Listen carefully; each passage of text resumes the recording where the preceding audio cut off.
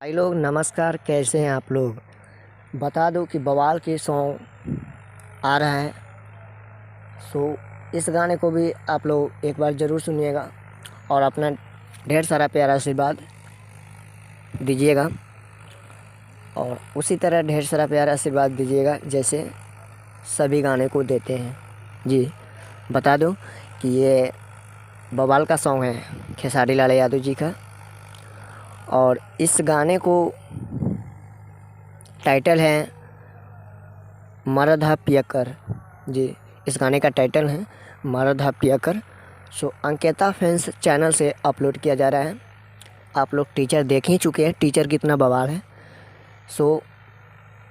इसी तरह ढेर सारा प्यारा आशीर्वाद देते रहिएगा जैसे और भी गाने को देते हैं।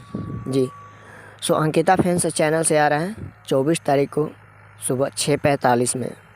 जी, टीचर आप लोग नहीं देखे हैं तो जाइए देखिए, बवाल टीचर है।